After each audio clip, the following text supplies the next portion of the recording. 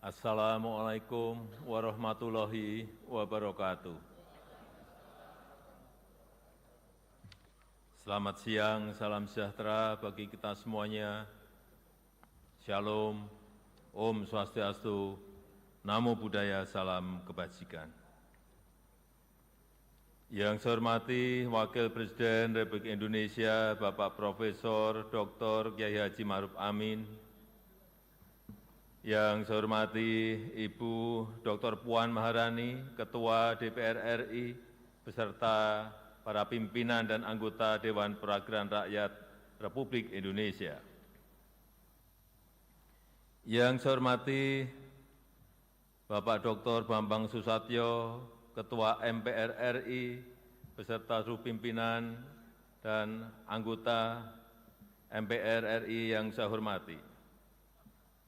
Yang saya hormati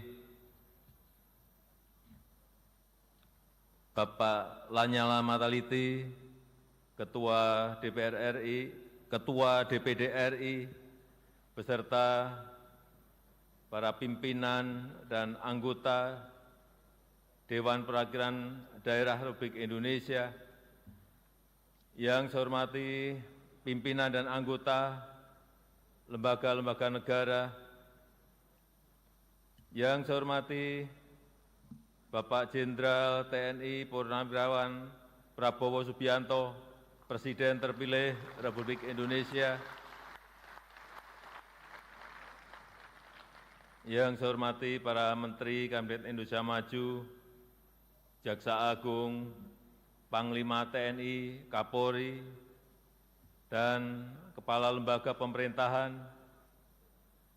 Bapak Ibu, saudara-saudara sebangsa setanah air, para hadirin yang saya muliakan. Kita patut bersyukur sebagai bangsa yang tangguh, Indonesia mampu menghadapi tantangan yang sangat berat selama 10 tahun terakhir. Mulai dari pandemi COVID-19, gejolak politik global, perang dagang, dan berbagai ancaman krisis, serta perubahan iklim yang menimbulkan banyak bencana. Alhamdulillah, walau diterpa banyak tantangan dan ketidakpastian, kondisi politik dan ekonomi kita tetap stabil, bahkan mampu tumbuh secara berkelanjutan. Pertumbuhan ekonomi Indonesia selalu terjaga di kisaran 5%, lebih tinggi dibandingkan rata-rata pertumbuhan global yang sebesar 3,4%. Penambahan tenaga kerja baru sebanyak 21,3 juta pada periode 2015 hingga 2024. Rasio utang kita juga menjadi salah satu yang paling rendah di antara kelompok negara-negara G20 dan ASEAN. Di sisi lain, nilai ekspor Indonesia naik lebih dari 70%, mencapai 250 miliar US dollar di tahun 2023. Neraca transaksi berjalan secara bertahap terus menguat, dan neraca dagang selalu mencatat surplus selama 51 bulan terakhir ini. Indikator kesejahteraan masyarakat juga meningkat signifikan. Tingkat pengangguran turun menjadi 4,8% di tahun 2024. Tingkat kemiskinan turun tajam menjadi 9,03% di tahun 2024. Angka kemiskinan ekstrim juga turun signifikan menjadi 0,83% di tahun 2024. Selain itu, kita juga telah merasakan kemajuan pembangunan infrastruktur yang Indonesia sentris, mulai dari jalan tol, jalan nasional, bendungan, irigasi, pelabuhan, bandara, pembangunan IKN, dan masih banyak yang lainnya. Kita juga bekerja keras untuk membangun SDM yang unggul, yang berdaya saing, yang produktif dan inovatif melalui reformasi pendidikan, transformasi sistem kesehatan, dan penguatan jaring pengaman sosial. Bantuan pendidikan terus diberikan untuk masyarakat miskin dan rentan. Program Indonesia Pintar untuk pendidikan sekitar 20 juta siswa per tahun diberikan. Program KIP kuliah dan bidik misi untuk pendidikan 1,5 juta mahasiswa. serta beasiswa LPDP untuk pendidikan sekitar 45.000 mahasiswa. Selain itu, upaya perbaikan sektor kesehatan juga menunjukkan hasil yang baik. Angka kematian bayi turun dari sebelumnya 27 per 1.000 kelahiran menjadi 17 per 1.000 kelahiran di tahun 2023. Angka prevalensi stunting turun dari sebelumnya 37% menjadi 21,5% di tahun 2023. Jumlah peserta Jaminan Kesehatan Nasional JKN juga meningkat dari sebelumnya 133 juta menjadi sekarang 273 juta di tahun 2024, di mana separuh dari jumlah tersebut adalah penerima bantuan iuran dari pemerintah. Ketua, pimpinan, dan anggota Dewan yang saya muliakan, ke depan peran APBN harus kita manfaatkan untuk memperkokoh lompatan kemajuan, sehingga Indonesia bisa keluar dari middle income trap, yaitu dengan memanfaatkan bonus demografi, melanjutkan transformasi ekonomi, meningkatkan daya tarik investasi, dan membuka lebih banyak lapangan kerja, sehingga penyusunan RAPBN 2025 didasarkan pada asumsi dasar sebagai berikut. Inflasi akan dijaga pada kisaran 2,5%. Pertumbuhan ekonomi diperkirakan sebesar 5,2%. Dan karena kondisi ekonomi global yang masih relatif stagnan, pertumbuhan ekonomi kita akan lebih bertumpu pada permintaan domestik, sehingga daya beli masyarakat akan dijaga ketat dengan pengendalian inflasi, dengan penciptaan lapangan kerja dan dukungan program bansos dan subsidi. Pemerintah akan terus mengupayakan peningkatan produk-produk yang bernilai tambah tinggi, yang berorientasi ekspor, yang didukung oleh insentif fiskal yang kompetitif dengan tetap menjaga keberlanjutan fiskal. Bauran antara fiskal, moneter, dan sektor keuangan akan dijaga untuk mengakselerasi pertumbuhan ekonomi dan menjaga stabilitas sistem keuangan kita. Nilai tukar rupiah diperkirakan akan berada di sekitar 16.100 rupiah per dolar Amerika Serikat. Suku bunga SBN 10 tahun berada di 7,1%, dan pemerintah akan selalu responsif terhadap dinamika moneter dunia. Harga minyak mentah Indonesia diperkirakan berada pada 82 dolar Amerika Serikat per barel. Lifting minyak diperkirakan mencapai 600.000 barel per hari, dan gas bumi mencapai 1,005 juta barel setara minyak per hari. Ketua, pimpinan, dan anggota Dewan yang saya muliakan, arsitektur APBN 2025 adalah pilar penting untuk menjaga keberlanjutan melalui penguatan berbagai program unggulan yang berkesinambungan dari pemerintah sekarang ke pemerintah yang akan datang. APBN 2025 dirancang untuk menjaga stabilitas, inklusivitas, dan keberlanjutan untuk meningkatkan kesejahteraan dan pemerataan melalui pertumbuhan ekonomi yang inklusif dan berkelanjutan. Kita harus terus melanjutkan reformasi struktural, menjaga kebijakan fiskal yang sehat dan kredibel, serta meningkatkan kolaborasi kebijakan fiskal, moneter, dan keuangan. Desain belanja dan pendapatan serta pembiayaan perlu dirancang fleksibel dengan menyediakan ruang fiskal untuk mengantisipasi ketidakpastian dan mendukung keberlanjutan pembangunan dalam transisi peralihan pemerintahan.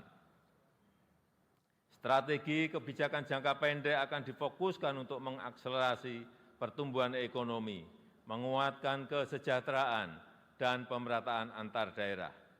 Makan bergizi gratis diarahkan untuk meningkatkan gizi anak, sekaligus memberdayakan UMKM dan meningkatkan ekonomi masyarakat kecil di daerah. Program makan bergizi gratis dilakukan secara bertahap, diselaraskan dengan kesiapan teknis dan kelembagaan, serta tata kelola yang akuntabel. program percepatan renovasi sekolah untuk meningkatkan akses, kualitas, serta link and match pendidikan dengan dunia usaha, serta pembangunan sekolah unggulan dan ekosistem pendidikan yang kondusif juga akan dikembangkan.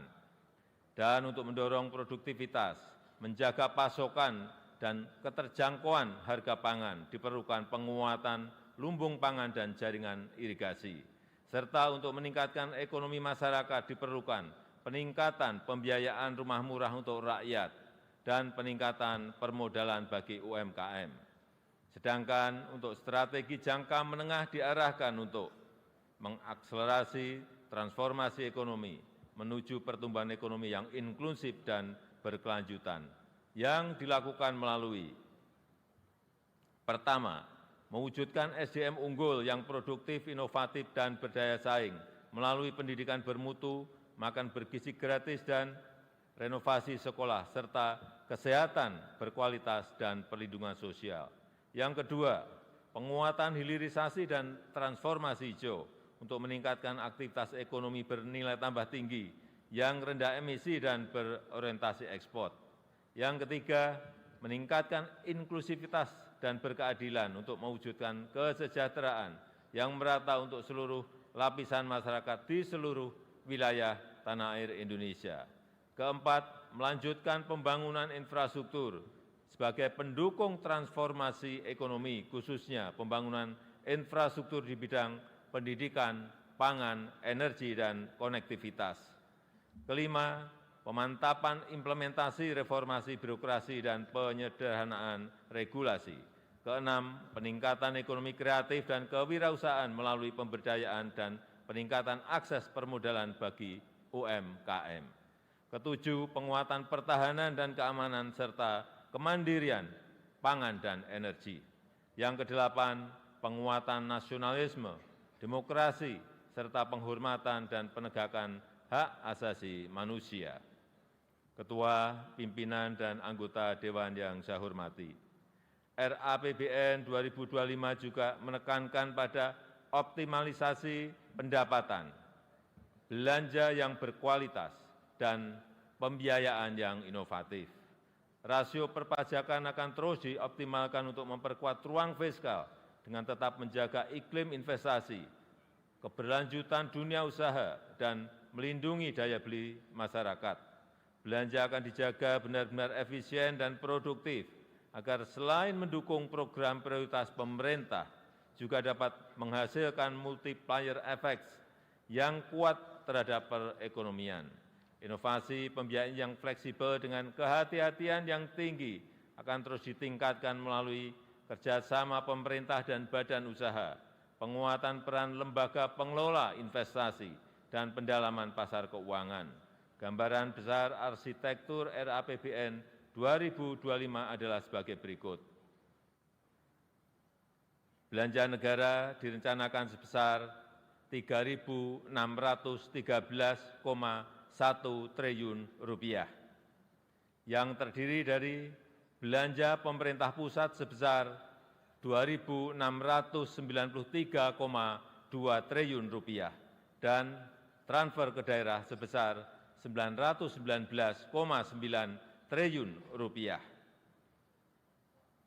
Anggaran pendidikan dialokasikan sebesar Rp722,6 triliun yang dialokasikan untuk peningkatan gizi anak sekolah, renovasi sekolah dan pengembangan sekolah unggulan, serta perluasan program beasiswa, pemajuan kebudayaan, penguatan perguruan tinggi kelas dunia, dan pengembangan riset. Anggaran perlindungan sosial dialokasikan sebesar Rp504,7 triliun untuk mengurangi beban masyarakat miskin dan rentan, serta mengakselerasi pengentasan kemiskinan yang dilakukan dengan tepat sasaran, efektif, dan efisien. Anggaran kesehatan direncanakan sebesar Rp197,8 triliun atau 5,5% dari belanja negara untuk peningkatan kualitas dan keterjangkauan layanan, percepatan penurunan stunting dan penyakit menular seperti TBC, serta penyediaan pemeriksaan kesehatan gratis. Anggaran ketahanan pangan direncanakan sebesar Rp124,4 triliun diarahkan untuk mendukung peningkatan produktivitas, menjaga keterjangkauan harga pangan, perbaikan rantai distribusi hasil pertanian, serta meningkatkan akses pembiayaan bagi petani. Pembangunan infrastruktur dianggarkan sebesar Rp400,3 triliun, terutama untuk infrastruktur pendidikan dan kesehatan, infrastruktur konektivitas, infrastruktur pangan dan energi, serta keberlanjutan pembangunan IKN. Anggaran transfer ke daerah direncanakan sebesar Rp919,9 triliun untuk meningkatkan sinergi kebijakan fiskal pusat dan daerah, untuk harmonisasi belanja pusat dan daerah, serta mengurangi kesenjangan antar daerah dan memperkokoh kerjasama antar daerah.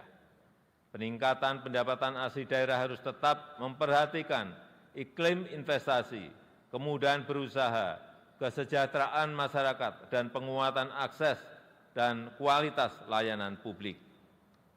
Ketua, pimpinan, dan anggota Dewan yang saya hormati, pendapatan negara pada tahun 2025 dirancang sebesar Rp2.996,9 triliun yang terdiri dari penerimaan perpajakan sebesar Rp2.490,9 triliun, PNBP sebesar Rp505,4 triliun yang tetap menjaga iklim investasi, kelestarian lingkungan, dan keterjangkauan layanan publik.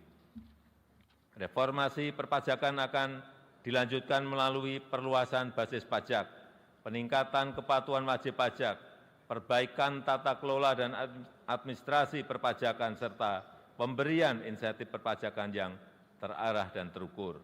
Upaya peningkatan PNBP terus dilakukan melalui penggunaan teknologi untuk perencanaan dan pelaporan, penguatan tata kelola dan pengawasan, optimalisasi pengelolaan aset negara dan sumber daya alam, serta mendorong inovasi layanan. Defisit anggaran tahun 2025 direncanakan sebesar 2,53% terhadap PDB atau Rp616,2 triliun yang akan dibiayai dengan memanfaatkan sumber-sumber pembiayaan yang aman dan dikelola secara hati-hati. Pemerintah terus meningkatkan efektivitas pembiayaan investasi, mendorong kebijakan pembiayaan skema KPBU, termasuk penguatan lembaga pengelola investasi dan special mission vehicle, serta peningkatan akses pembiayaan bagi masyarakat berpenghasilan rendah, UMKM, dan usaha ultramikro. Tingkat pengangguran terbuka pada tahun 2025 diharapkan dapat ditekan menjadi 4,5% hingga 5%. Angka kemiskinan diturunkan dalam rentang 7 hingga 8%. Rasio Gini dalam kisaran 0,379 hingga 0,382. Indeks modal manusia pada level 0,56. Nilai tukar petani ditingkatkan di kisaran 115 hingga 120. Nilai tukar nelayan dijaga di kisaran 105 hingga 108. Ketua, pimpinan, dan anggota Dewan yang saya muliakan, demikian keterangan pemerintah atas rancangan undang-undang tentang anggaran pendapatan dan belanja negara tahun anggaran 2025 beserta nota keuangannya. Besar harapan kami pembahasan RAPBN 2025 dapat dilakukan secara konstruktif demi mewujudkan Indonesia maju, adil, dan makmur sesuai visi Indonesia Emas 2045. Semoga Allah Subhanahu wa Ta'ala senantiasa memberikan rahmat dan ridho-Nya bagi kita semuanya dalam melaksanakan tugas dan amanah untuk mensejahterakan rakyat dan kemajuan Indonesia. Dirgahayu Indonesia, dirgahayu negeri Pancasila, merdeka! Terima kasih. Wassalamualaikum warahmatullahi wabarakatuh. Om Santi Santi Santi Om. Namo Buddhaya.